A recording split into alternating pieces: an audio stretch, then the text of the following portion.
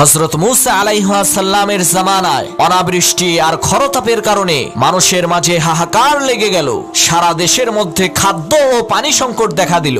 রোদের উত্তাপে গাছের পাতাগুলো নুয়ে পড়ল, গৃহপালিত পশুগুলো মৃত্যুমুখে ধাবিত হলো। এই দৃশ্য দেখে হযরত মুসা আলাইহিস সালাম তার উম্মতদেরকে সাথে নিয়ে বিশাল এক ময়দানের মধ্যে নামাজ পড়ে মহান আল্লাহ তাআলার দরবারে বৃষ্টির জন্য দোয়া করলেন। কিন্তু দোয়া করার পর রোদের তাপ আরো বেড়ে গেল।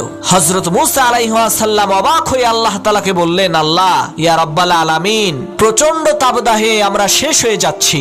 অসহ্য গরমের কারণে আমাদের জান কণ্ঠনালীতে এসে গেছে।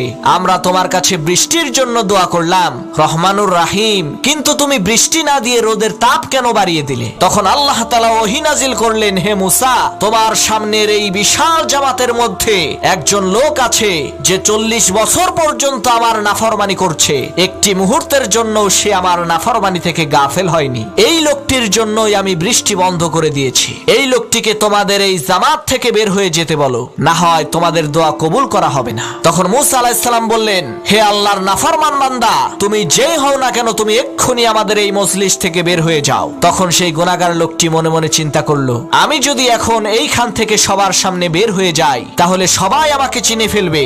আমি যে আল্লাহর সাথে নাফরমানি করেছি, আমি যে একজন গুনাহগার বান্দা, আজ আমার মান সম্মান সব ধুলোয় মিশে যাবে। আর আমি যদি বের না হই, তাহলে বৃষ্টি হবে না। এখন তো আর কোনো উপায় নাই। তখন সে কোনো উপায় না দেখে তার শেষ অবলম্বন মহান আল্লাহ তাআলাকে বললেন, আল্লাহ, 40 বছর পর্যন্ত তুমি আমার গুনাহ লুকিয়ে রেখেছো। আজকে এই হাজার হাজার মানুষের মধ্যে তুমি আমাকে অপমানিত অপদস্থ করো না, তুমি আমাকে ক্ষমা করে দাও। আল্লাহ রাব্বুল আলামিন তাকে ক্ষমা করে দিলেন, আর সাথে সাথে বৃষ্টি নামা শুরু হয়ে গেল। হযরত মুসা আলাইহিস সালাম বৃষ্টি দেখে অবাক হয়ে বললেন, আল্লাহ, এই মজলিস থেকে কেউ তো এখনো বের হয়নি। সেই গুনাহগার লোকটি এখনো পর্যন্ত এই মজলিসের মধ্যে আছে, তাহলে বৃষ্টি কিভাবে শুরু হলো? তখন আল্লাহ তাআলা বললেন, আমার যেই বান্দার কারণে আমি বৃষ্টি বন্ধ করেছিলাম, আমি আমার সেই বান্দার কারণেই এখন বৃষ্টি দিয়েছি। তার জীবনের সমস্ত গুনাহ আমি ক্ষমা করে দিয়েছি। তখন মুসা আলাইহিস সালাম বললেন, আল্লাহ, সেই গুনাহগার লোকটাকে আমরা তাকে একটু দেখতে চাই। আল্লাহ তাআলা বললেন, মুসা, আমার সেই বান্দা 40 বছর আমার নাফরমানি করেছে,